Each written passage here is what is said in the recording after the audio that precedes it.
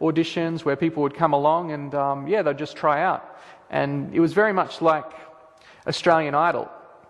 And here's just a little picture of me when I was like 18 or 19. And you could say that was like my first recording studio in the bottom right-hand corner there when I was like 17 or 18. And that was just it on a little scale. Eventually I was to get out a lot of business loans and set myself up on a permanent basis where I could actually have all the proper equipment and stuff to record groups that came along. Here's another picture of just me in one of our dance groups, because we did a lot of dancing, and I used to like the whole hip-hop kind of dancing scene. So there's a couple of pictures of just me in the dance group there with a couple of my friends that I'd met, and and that's a picture of the recording studio that I used to record in. And so I had a reasonable, decent setup, you could say, and I used to invite people in. I used to have parties there and things like that. And then it came down to a point where I'd established myself so much that I decided I'd form an independent record label, and that was called Varsity Records.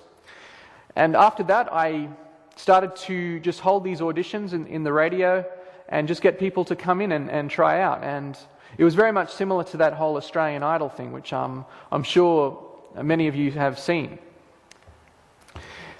Here are just a few of the different group members, and some of them you would have even seen on Australian Idol, because birds of a feather flock together, as they say. So a lot of them, you see them in one audition, you see them somewhere else. They're always constantly trying to make it big. And like this girl here, she was on Australian Idol. I think in this one here, she was one of my group members for a small amount of time. These two girls here, they made it through, I think, 2 series ago in the Australian Idol. They made it through to the final round. So these were pretty good singers that I was trying to get into the thing. And eventually I got down to a point where I had picked the groups that I wanted and I had formed them. And here was one of the groups I was working on. Eventually it didn't work out, but it was a female pop kind of group called Venom. But you could say, after I had kind of fallen in that way of that I couldn't make it successful myself, and I decided to start living through the dreams of other people, I started to become very rebellious because of this fact, and jealous, you could say.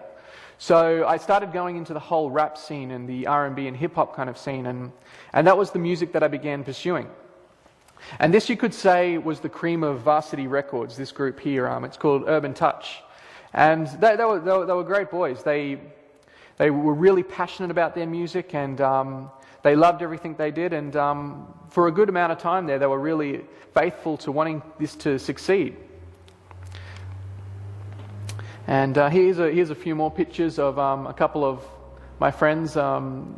His name was Jordo from B105, and my friend Peter. This is just when we were at the studios there in B105. But yeah, I began promoting these groups and getting them out into the scene. And eventually what happened was I got to a point in the industry where they were just about to make it big. They were just about to be successful. And everything started to kind of fold in on itself. And I'd set a goal for myself that by the age of 25, I would have made it successful in the industry. I would have maybe even got to the point of near retirement.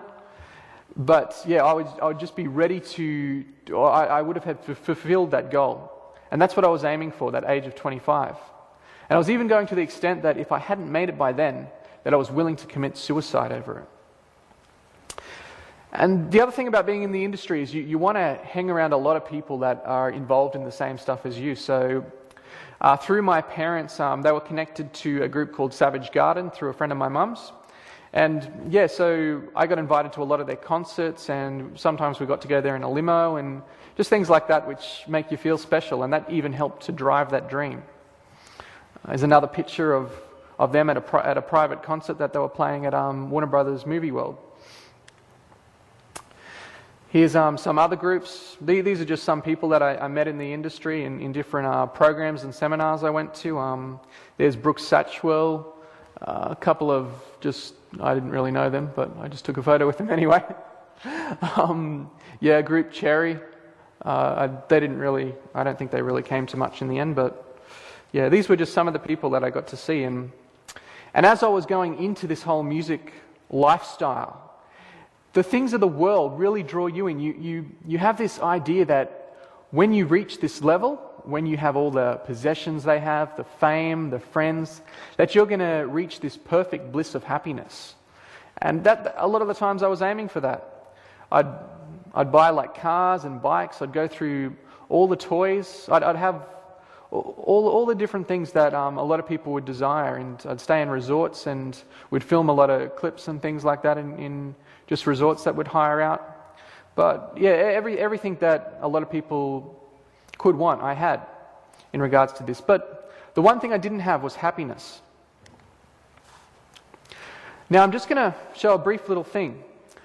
Before I got involved in all this stuff, I had a lot of little simple things, little simple compromises, you could say, that I would allow myself. And that was just listening to secular music, like things like Elvis Presley, or things that don't really seem too wrong. I used to like Linkin Park. I used to drink a lot of coffee. I didn't think there was anything wrong with that. I used to watch a lot of gothic kind of films, you could say, like Buffy, Lord of the Rings.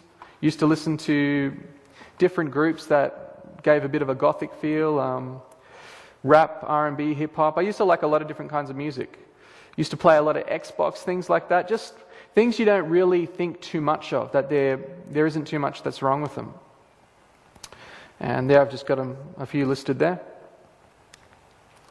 But after time, what started off as little sins, or some people might not even call those things sins, but just small compromises, led to greater things.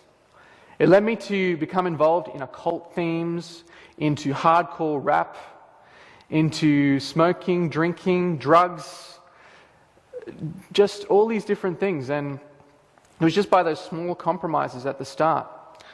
And because of this, it caused a lot of pain and grief in my life, because it eventually led me to be involved in just getting involved in violence and crime and pornography, and even a lot of New Age kind of stuff, occult kind of things.